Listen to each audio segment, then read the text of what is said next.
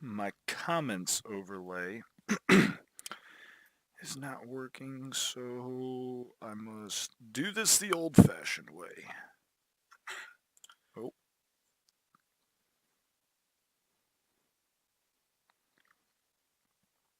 Oh, what's up, guys?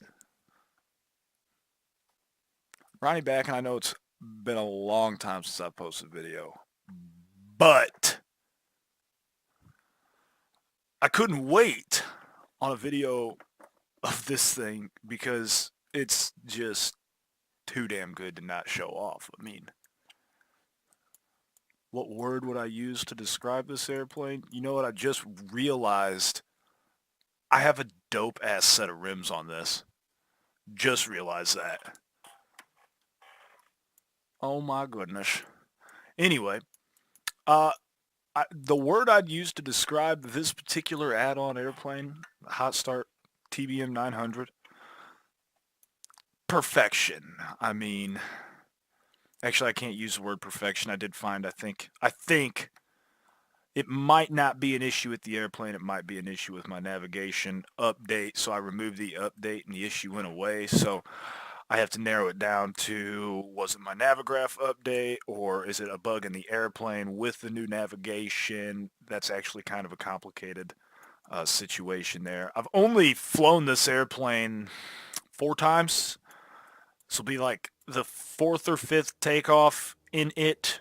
So we may fail. I will probably fail catastrophically at some point. In fact, the last flight I did cost me probably $250,000. And what do I mean by that? So if I go into this maintenance hangar here, so if you guys are watching and normally sim on Flight Sim X or Prepared 3D, an add-on aircraft or company that you might be familiar with is A2A Simulations or PMDG. This airplane is similar to those, except it's for X-Plane and it's not those. And this this particular airplane I would call the A2A or PMDG of X-Plane, and they almost actually do it better. Hot Start does here. Look at what could go wrong in just my engine. Yeah, last night I destroyed that component, the combustor.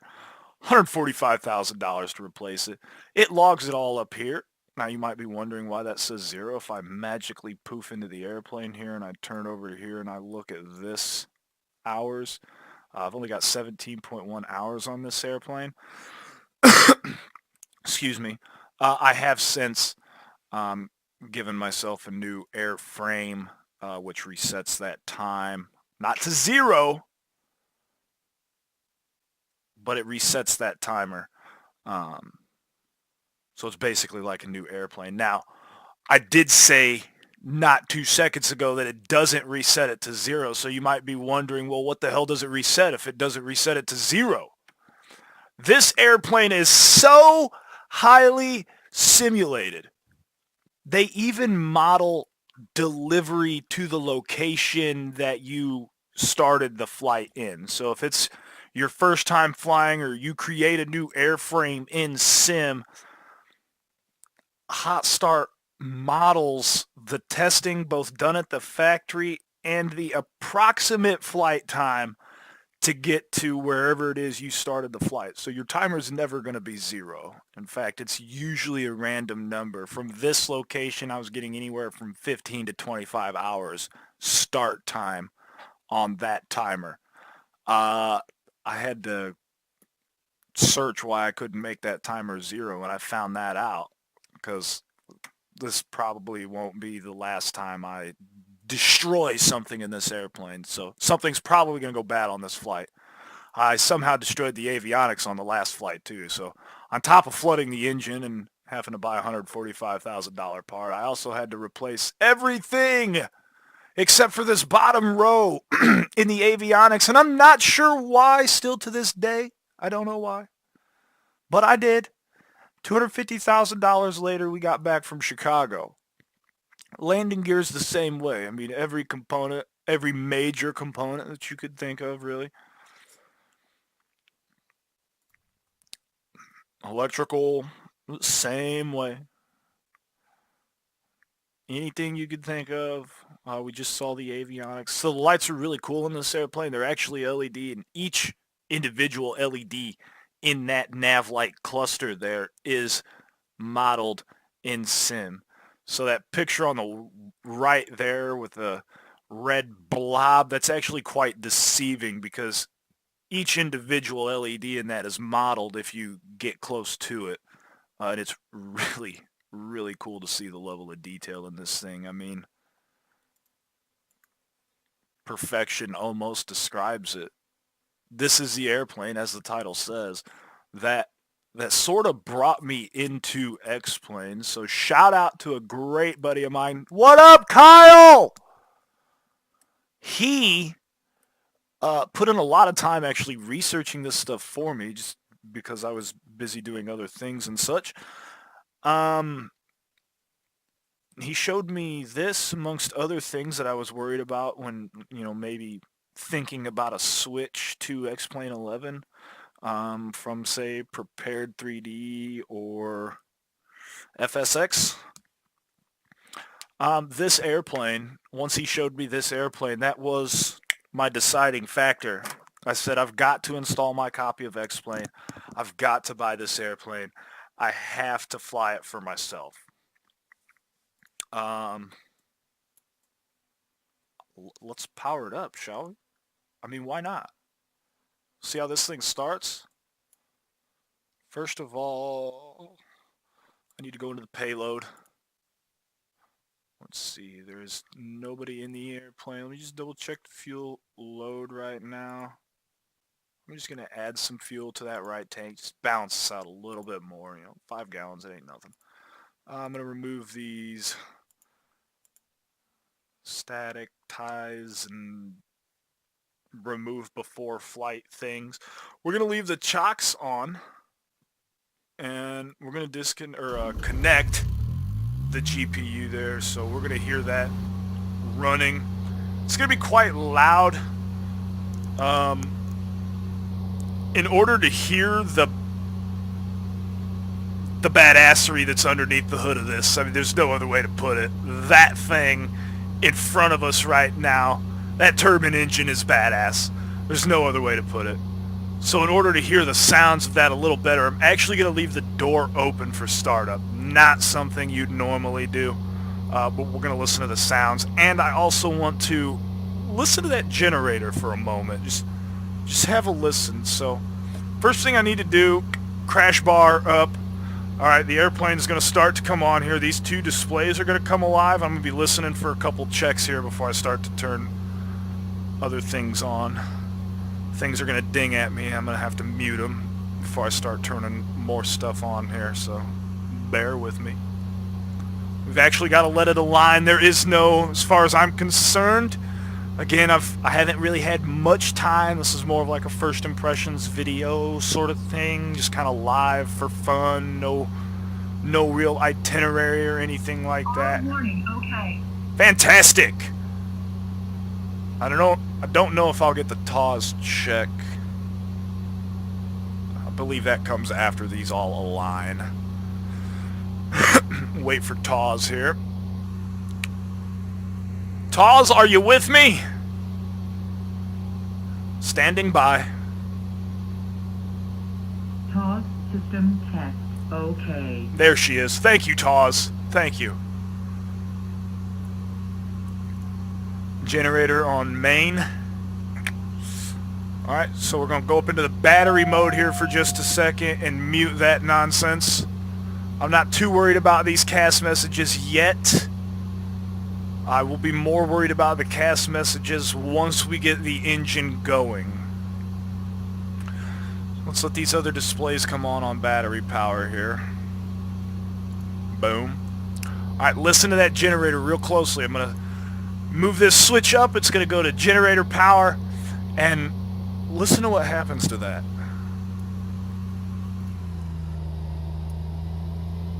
It bogged down for a second because of the load we just introduced onto that GPU. Even the ground power unit's simulated. Good Lord. What else is simulated on this thing? Oh. Yeah, I can remove the yoke too. That's pretty realistic. So you yank that thing out of there.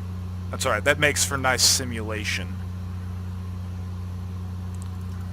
Before I forget the ignition switch again, last night I forgot the ignition switch flooded the engine out. I think I mentioned that like 3 times in the beginning of the video, but special emphasis. Make sure the ignition is either on or auto. Just check that, alright? Do yourself a favor. Make sure that's happening. Let me turn these lights on. Let's go outside and take a look at these lights real quick. Real quick. Just real quick. This LED-ness. I could try to demonstrate the individualness of these LEDs. You see how each individual LED lights up there? But if I zoom out, it does look like, you know, more realistic. It would look like a blob of light. But if you put your eyeball right up against that window there and looked at that light, that's what it'd look like IRL too, because they're just a bunch of LEDs. That type of detail is what I look for in a flight simulator. And it can't just end with the airplane. Of course, right now we're using more simplistic weather, as I don't really have a weather engine at the moment. But atmospheric conditions are another big one with me. But it's got to start with the airplane. I'm back inside.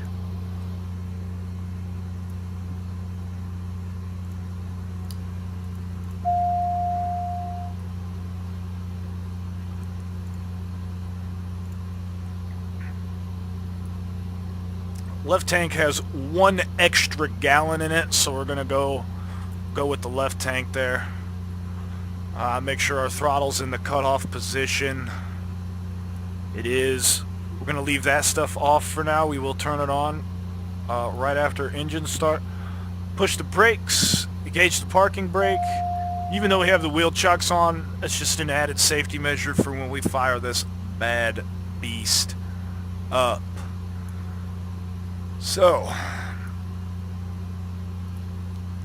I am a huge fan of checklists. Make sure everything's on up here like it should be. Okay. So, manual override control is back. Throttles are in the cutoff position. The strobes and auxiliary BP switch are on. There's our auxiliary BP. Here's our strobe. I've also got my navs on. Technically I don't need my taxis on, but see me or else. Propeller area. I'd consider that clear. There's not a soul in sight. Fantastic. Our propeller area is clear. Alright, so starter on, start timer. This is where things are going to get a little busy on us. Ignition switch is on. Things are going to get a little busy on us here. We're going to engage the starter. We're going to hold it for approximately 2 seconds. That propeller is going to catch. It's going to start to spin. We're going to release the starter. We're going to watch these gauges here. We want our NG above 13% and our ITT below 150 degrees centigrade. We want that to happen in less than 20 seconds. As long as those conditions are met, we can introduce low idle. So that's what we're going to do now. Again, I'm going to leave the door open to try to boost the engine sounds a little bit. So starter for 2 seconds. Let's make sure we can... 1, 2, release the starter. We're looking at the gauges. I'll let the NG rise just a little bit more. So the NG's coming up, the ITT's safe, low idle.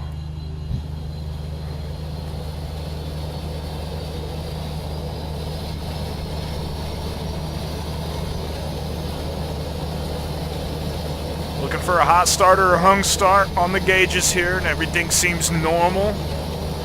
The engine's coming to life just fine. All's in the green.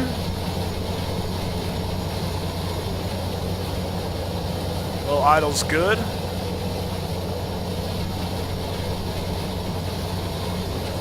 Our starter is in the off position. Ignition is auto.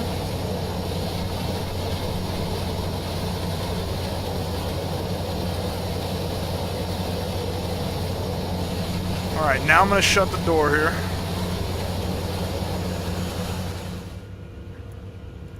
Get rid of some of that ambient noise from the GPU. We're going to go down to the battery power now since the engine is now on. We can gain some voltage from our generator. And we're going to disconnect the GPU and the chocks. Before we go into high idle, not the AC. You see that warning message? It accidentally went over into flight idle. It just went high, feathered idle right now. Okay, now we should be able to kick the AC on, the bleeds on without it yelling at us. My mistake. See, got to get used to this thing. That warning message at the top, it didn't like when I kicked the AC on and the engine wasn't spooled up. So now that we have it in high idle, although that propeller's not spinning very fast, okay, it's feathered. Yeah, it didn't like that. Didn't like that one bit. Pulse lights! Apparently birds don't like pulse lights. Alright, sources, battery, electrical network is looking good. We can move the engine throttle into flight idle. We'll check the engine parameters. Let me get this up into auto here. So, once I click this over into flight idle, some weird stuff's gonna happen. Alright, flight idle, that propeller's gonna spin up. We can even hear it.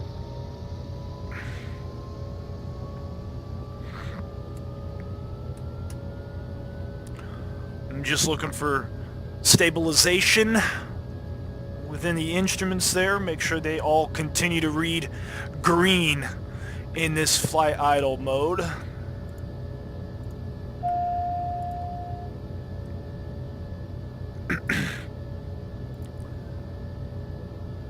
Generators are on main. Autopilot trims are on. Alright. Display backup. It works. As long as all of our avionics don't fail simultaneously, we'll be fine. I really hope that doesn't happen again. Back to the checklist. That worked. Bleed switch is all on auto. It's all down here. Pressurization mode is on auto. We shouldn't need it. I don't think we'll go that high. Just a little hop around the airport here. Landing field elevation, we don't need any of that. We do need the inert SEP on though while we're on the ground, just for added realism. That's going to take a second to kick on also, so before we start moving here, we'll wait. We'll see a CAS message come on that says inert SEP. Once we see that, we'll get her going.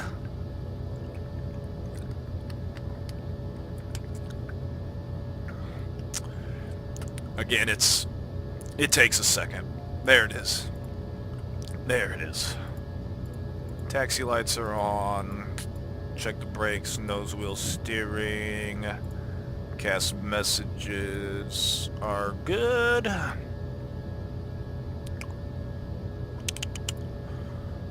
Oh, wrong zoom. Ooh, since winds are calm, we're not really going to talk to ATC. Alright, so I'm moving the throttles back, but that throttle's not going anywhere. So I'm physically moving my throttle, we could see on the outline, but the throttle's not actually moving. There's a gate on the throttle that's even simulated that locks you from going into taxi range when you're in flight range. So if you lift up on that gate, we can come down into taxi range. Try to be careful not to hit reverse thrust. I've found the airplane to be somewhat forgiving if I just kind of touch reversers for a second, but do your best to not if you have this airplane yourself. Basically in taxi range, the only thing that changes is the bite of the propeller blade. So the NG percentage isn't going to change as I adjust my throttle. It's going to keep the NG sort of where it's at. What's going to change is my propeller pitch, though, to bite the air a little more to get this beast. Who closed that? I mean, I know I closed it, and it just remembers I closed it, so it left it like that. But gosh dang it.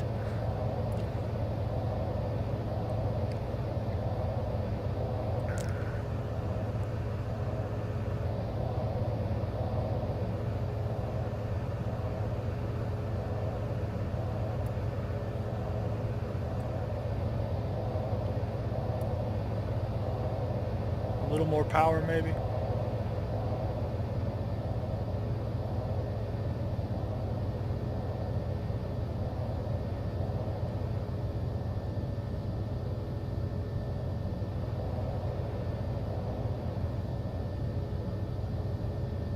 This airplane can be quite challenging. One thing I have noticed with it, it likes to roll to the left. Aileron trim will probably help with that.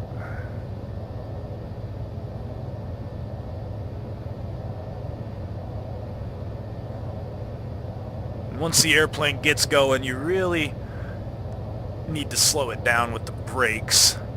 Again, you don't want to use reverse while taxiing.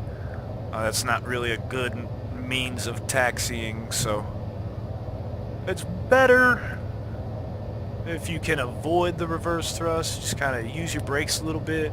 Doesn't take much. It's not like I'm riding them. I'm on the brakes right now just a little bit.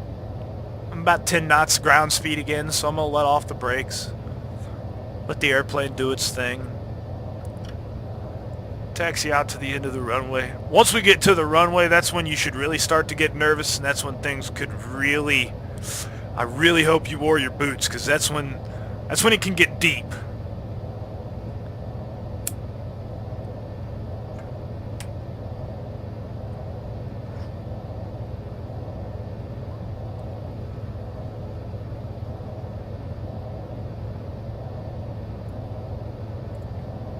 Good Lord, that rudder trim is something fierce.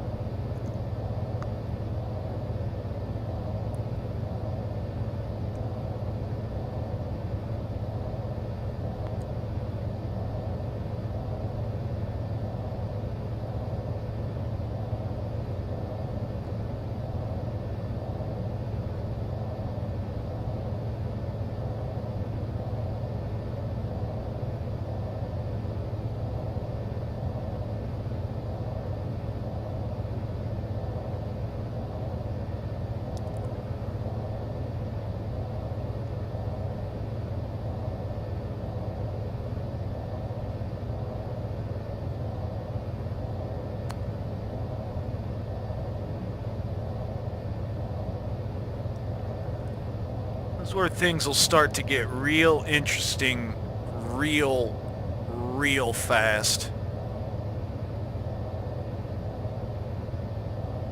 I'm going to forewarn you guys, this takeoff might be ugly. So keep that in mind. Let's get rid of some of that ambient noise a little bit here. Back to the checklists. Always use a checklist. Parking brake is on. We need to get the throttles up into fly idle. Just click it above the gate. Bring it right back down. Perfectly safe to do. So we're in flight idle. Perfect. Throttles, we need to feather twice. To feather this aircraft, it doesn't have a prop, so some of you guys that are used to maybe a black, red, and a blue lever might be wondering, well, how the hell do you feather this thing? Easy. Move it over one notch. It's like a super sophisticated mixture prop lever combo into one big old comfortable, it looks like it's got leather on it even, knob. Alright. propeller looks good. Engine instruments can confirm. Back over into flight idle. Let the propeller spool back up. Let the engine gauges stabilize again. And we'll check it one more time. As that's coming up, I already know I'm going to need to lower my flaps to taxi, so we're going to do that. All right, engines come back up, stabilized. Back over into high idle.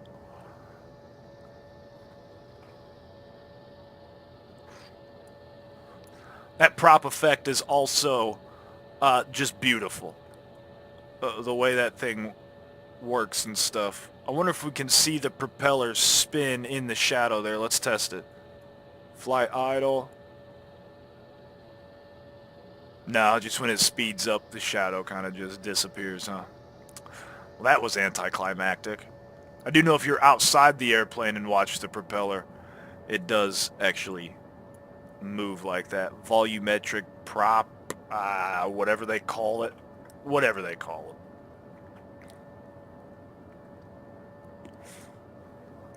Flaps are set takeoff, showing takeoff in the displays there. We could even lean back and see that the flaps, we could, throw our head through the seat there and see that the flaps are down. Takeoff position. Good news. That's good news. The de-ice panel is set to how I want it. Flight controls are good. Trims I set on the way up here, but I will double check them. Pilot passenger belts. Get your belts on, guys. This might be a bumpy takeoff. The inert set will probably be on for the duration of the flight. We probably won't climb above 5,000 feet, so that will probably stay on for the flight. Auxiliary BP switch is auto. Flight instruments are good. ES 299 We're running clear. Clear weather today, just standard. Nothing real fancy. I'm trying to just get used to the airplane. All right, let's get out on runway. Pray to God nobody's coming in.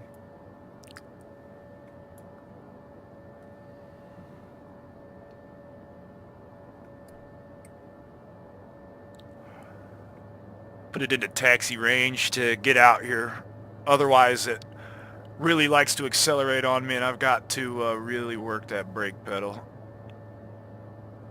I'm trying to make this look as smooth as possible, like I've got some serious time in this airplane, and I don't. Oh, somebody took off on the opposing runway. We might be breaking some violations. Given the fact this is a towered airport and I haven't contacted anybody, definitely tells me this is a violation. We can actually see him flying over us right now on our display here. Ha! Oh man. It's a good thing we're simulating this, huh?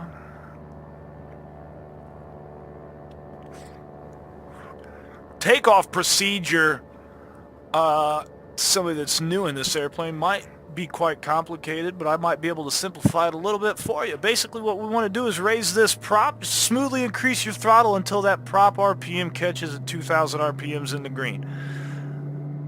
Just smoothly advance it, real nice and easy. Alright, we're in the green. Leave it there. Once it's stabilized in the green, we're going to check our instruments. Make sure everything is reading normal. Oil pressure, temperature, everything on my screen there is in the green, which means we're good for takeoff. Green means go. So release the brakes. Smoothly advance that throttle. Careful, you can over torque this airplane easily. 90 knots is our rotation speed when we're already there. The airplane's already airborne. Landing gear's going up. Just accidentally bumped my throttle there and we over torqued it. Flaps are coming up. And I'm going to trim the airplane out.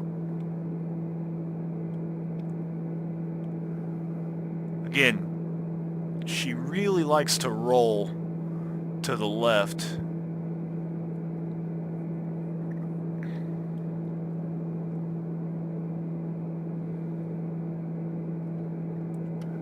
Yaw damper is on.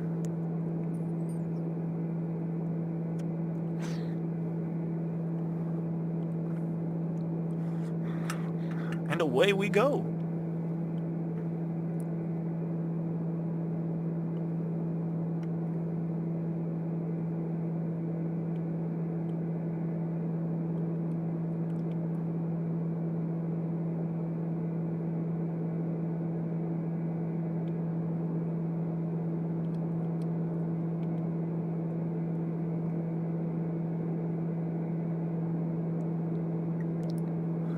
You can see on the throttles down there it says friction. The outline of that throttle was the physical movement on the joystick that I was moving the throttles. However, that allows us to be a little more precise with our throttle. Because this airplane is so simulated, it is kind of throttle sensitive, so having that type of precision definitely helps in an airplane of this magnitude.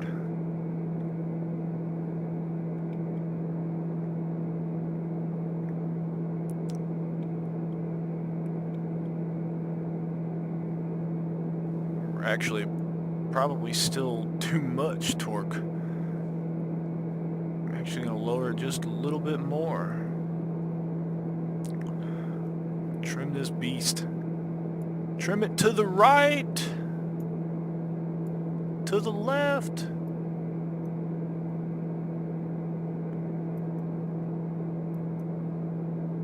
Ooh, right there, a little nose down. I mean, to fly this airplane by hand, in obviously, you know, perfect atmospheric conditions probably poses no challenge, as long as you have the right buttons and such mapped.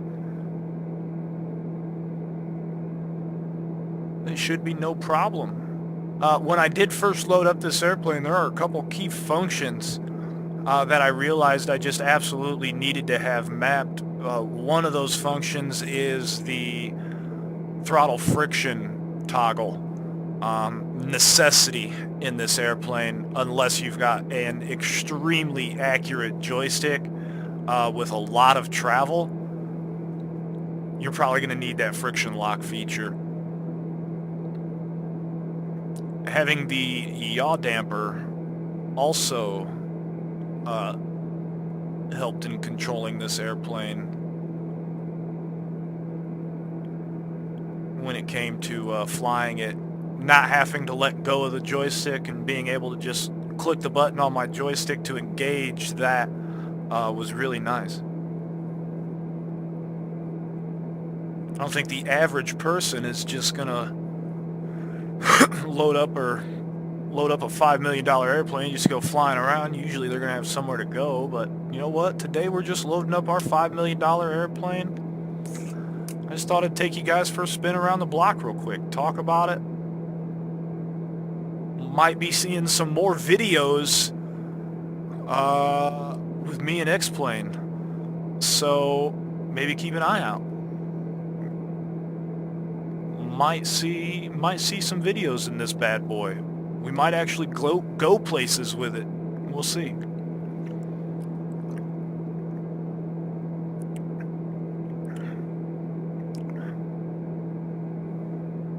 Just having fun messing around in Peoria's airspace.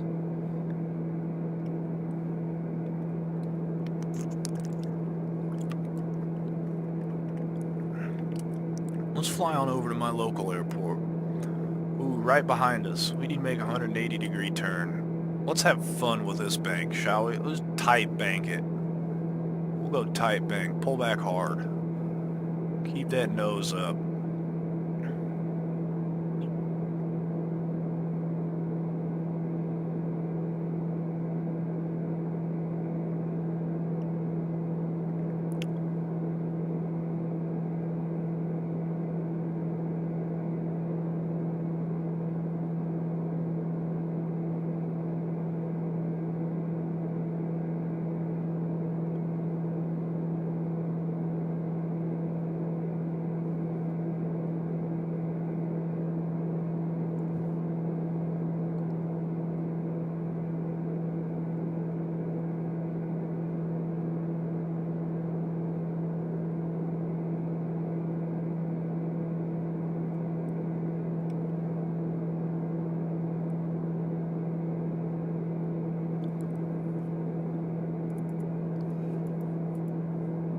that fuel system works. I have a feeling I'm going to need to map that aileron trim to the joystick as well, guys. I mean, not that the plane becomes really imbalanced, it just becomes imbalanced to the point where if you're not using the autopilot that obviously automatically corrects for that sort of thing, you definitely notice it when flying by hand. This is the first time I've really done any proper hand flying with it. Most of the time we've just been up at altitude. I've had the autopilot set, kind of just been studying the systems a little bit, testing what the airplane likes, what it doesn't like, things like that.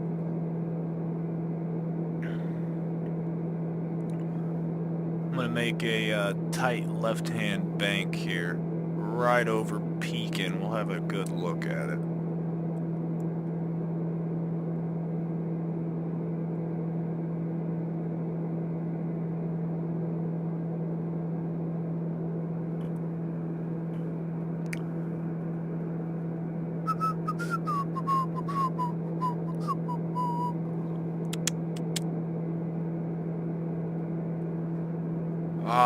Lovely, lovely Great Plains. Yep, that's about all the airport is a taxiway and a runway in this sim. Yep. Don't even get any parking spots. That's how beautiful my local airport is in this lovely simulator.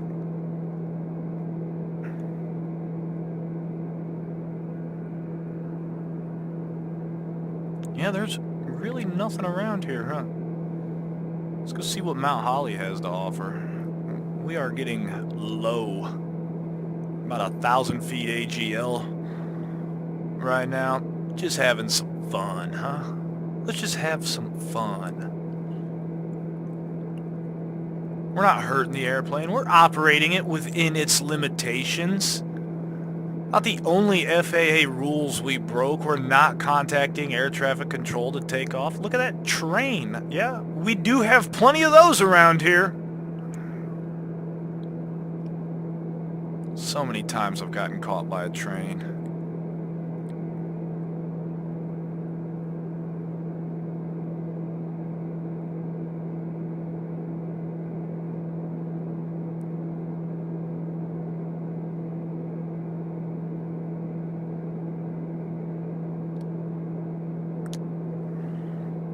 Basically got to fly straight north here and we'll get to the airport in question.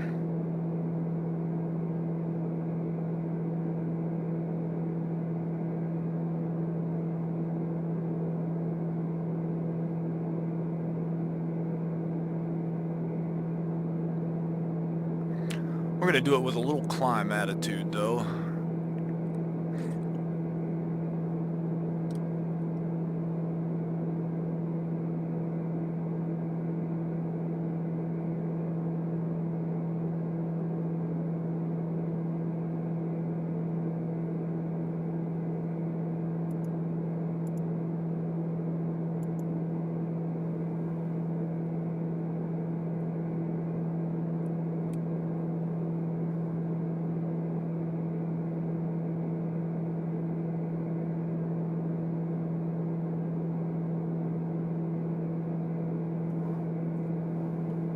Too much right aileron trim, she's saying to me right now. Let's just one click that to the left, shall we? Little more pitch up attitude. What are you doing descending on me? How about this? How about we just give you some power? This airplane loves power. Little more, she said? Little more, she said.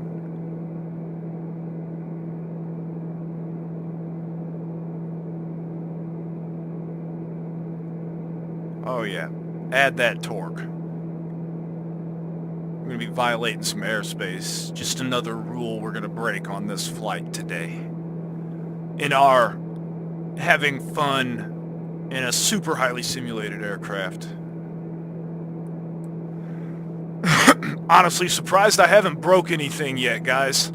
Hopefully I didn't speak too soon. We still got landing to do here.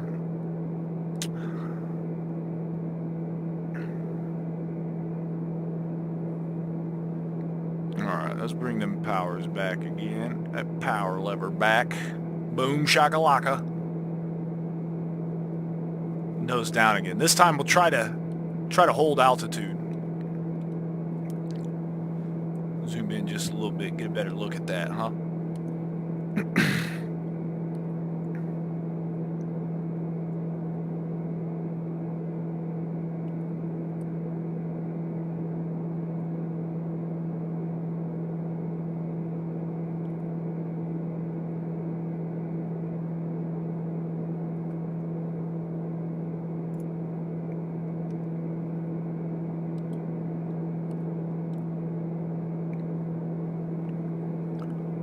You know, this is the first flight I've done where I haven't set the autopilot. You know, this airplane really isn't that bad to hand fly. Once you get it trimmed out, everything's set. Yeah, things can get kind of busy every once in a while in this. Certain things are simplified though, like it is still single pilot friendly. As a buddy of mine pointed out, most of the switches on this airplane are designed to either be auto or all the way up. So I believe the term is 12 o'clock or auto. So 12 o'clock would be a switch that looks like this, which are also in the auto position. The only exception would be the starter, which you use, you know, to start the airplane only.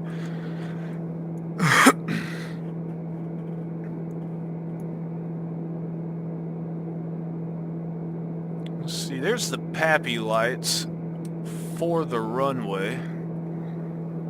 Let's disengage the friction lock. We're gonna go just above flight idle so that she doesn't yell at us.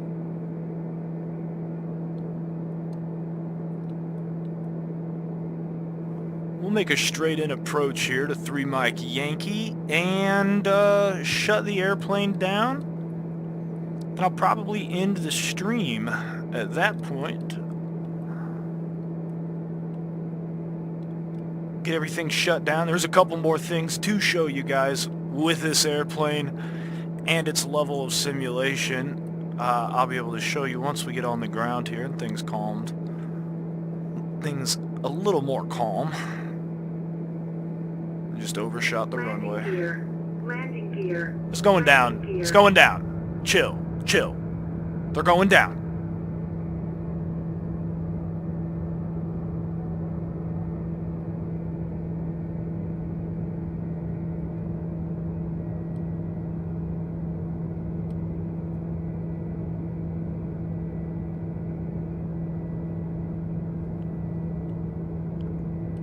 Kind of hard to see over the nose at this point, but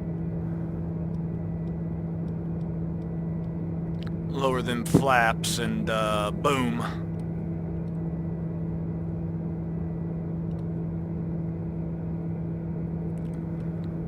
We're just gonna dance the throttles.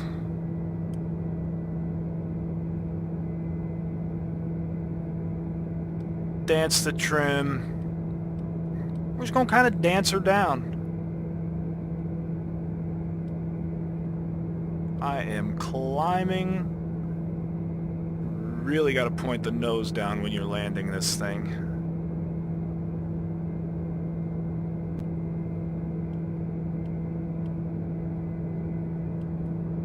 Take me down! Down to that runway right in front of me. A little less throttle.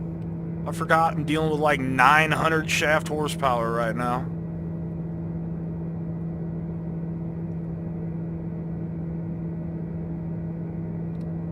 If I could hold that speed, I'd be happy. Looks like we've only got a runway and a taxiway here as well. We're gonna have to shut it down on the taxiway. That's quite alright. Ahead. Yeah. Terrain ahead. 500. Terrain ahead. Terrain ahead. What terrain? We're flat. Terrain ahead. Got it. Got it. I think I shut him up. Now let's Too get low, back on terrain. approach. What are you talking about?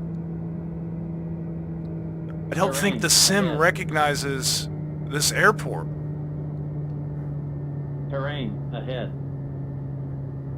It doesn't. Too low. Terrain. Terrain ahead. Too low. Terrain. Too low. Terrain. Well, how about Too them low, apples? Terrain ahead. Too low. Terrain. How about a soft field Too low, landing, TBM? terrain. Have you ever heard of Too that? low. Obstacle ahead. Pull up. Pull up. Pull up. Pull Oh, up. shut Pull up. up. Pull up. Pull up. Pull up. Pull up. Pull up. Pull up. Oh, bounced Too it. low. Airspeed. Too low. Terrain.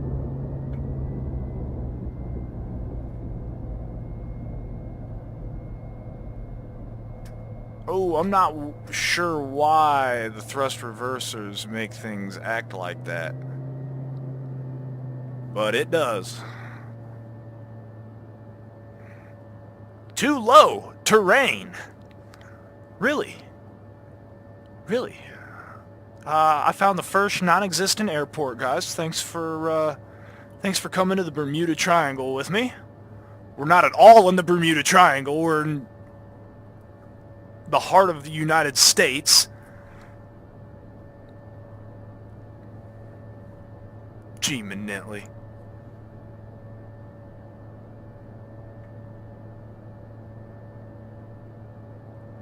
Alright, pull off the runway here. Shut her down. Nice and easy like.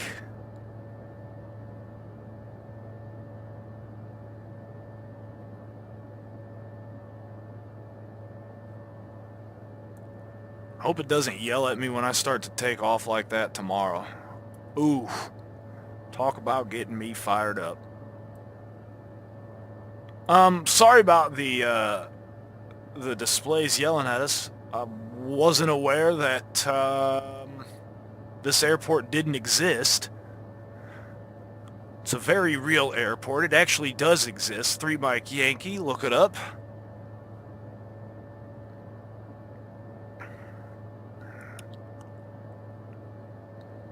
That was new.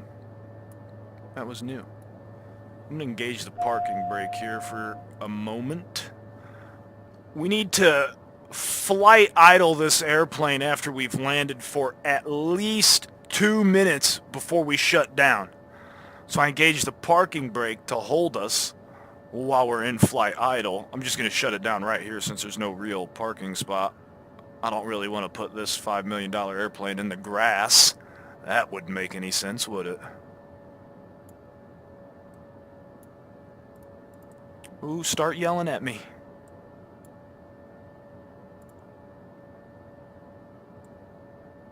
Go ahead, shut the inertial separator off now. Flaps are going up. I just watched that tank change. That was really cool.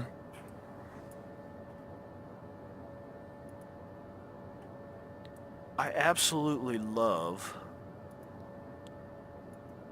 how this thing started yelling at me. And now I have to figure out, as the operator, there it is, I figured it out. We're back to the map.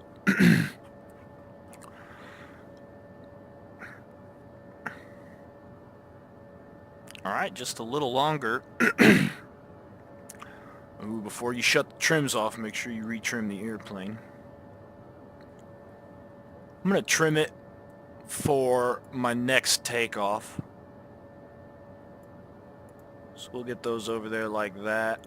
I could get rid of that now. I'm going to center up the aileron trim for takeoff reasons for the next flight.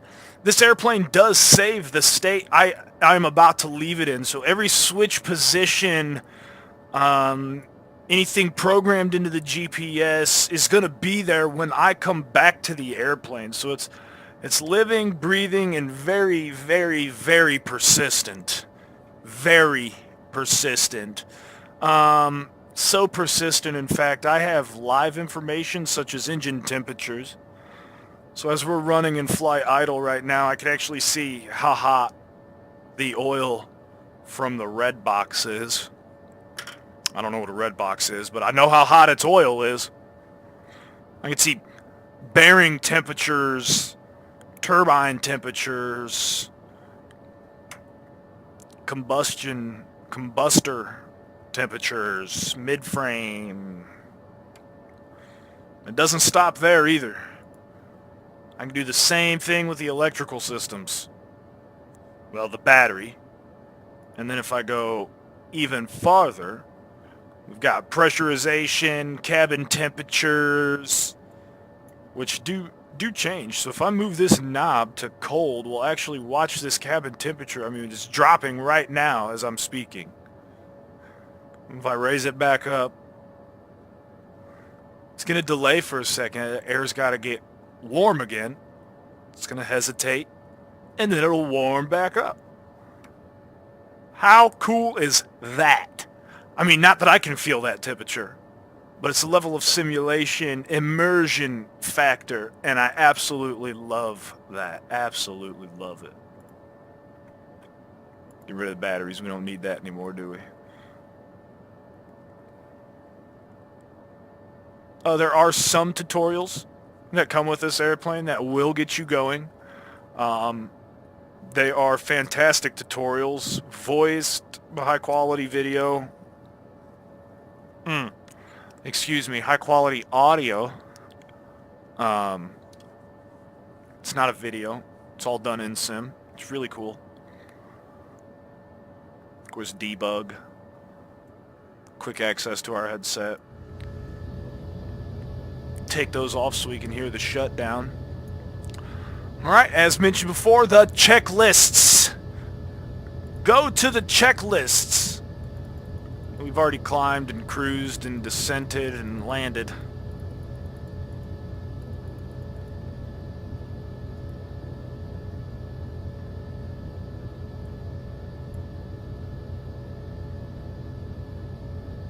Alright, the ice panel's off. Pitot heat, all that stuff's off. Turn the AC off.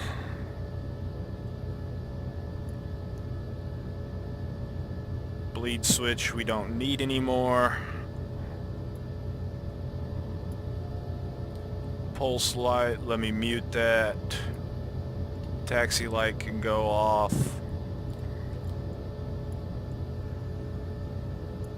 Turn those off. Trims can go off now.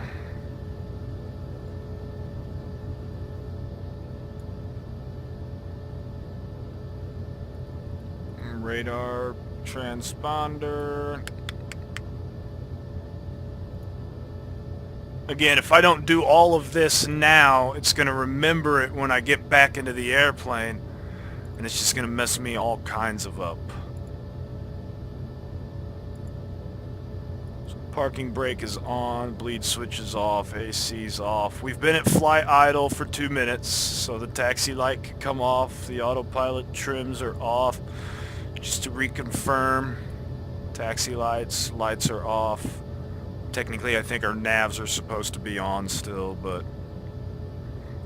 throttle, we're just going to move it straight over into the cutoff position. So high idle, down to low, down to cutoff. That's the way the cookie crumbles. It's going to start dinging at us.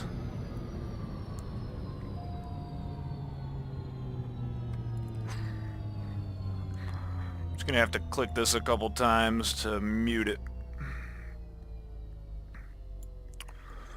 Alright, throttles are in the cutoff. Inertial separator is off. All external lights and internal light switches are off. Auxiliary BP fuel selection. The ignition we can turn off as well. Auto BP is off. Please stop dinging at me. I know what I'm doing. Sorta. Fuel can go into the off position now. We do not want to disengage the parking brakes until the chocks are set. Now that that's done, generator is going off. We could turn the source battery off. Just going to switch everything to over here. Once that's done, basically you just dump the crash bar. I like to go into this and manually shut it down too. You press that M button until this comes up and hold the plus sign. It'll tell you shutting down, and then it'll go off. Really cool. So once we're done with the flight, we want to go back into the payload manager, put pitot covers back on, wick covers, static port covers, put all those back on. Now what's really cool, and this just goes to show how much simulation they put into this, if we do ties and chaps there, I think that's what it is, ties and caps, not chaps. Chaps go on like cowboy boots or something. We'll set when engine has cooled off. Well, how long does it take for the engine to cool off? We just shut it down and we can actually see these temperatures. Some of them are rising because the ambient temperature around them is higher.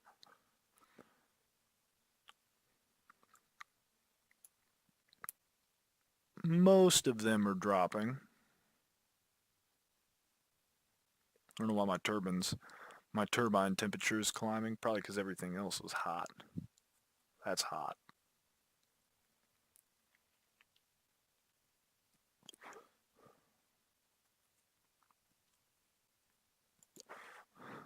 It is safe to exit the sim when that's set, so you don't really have to worry there.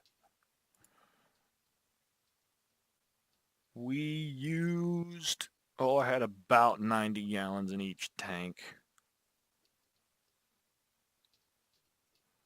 We definitely used over 20 gallons in that little hop we did there, that little stint. Good night. She's definitely a gas guzzler. Definitely a gas guzzler. That shows that the door is locked. Pretty cool little indicator there. That's shutdown, guys. Probably leave this video up on my YouTube. If you guys enjoy the video, leave me a thumbs up, maybe comment, subscribe to the channel if you want. I look forward to bringing more videos like this and others. Until next time, guys, we'll see you next time.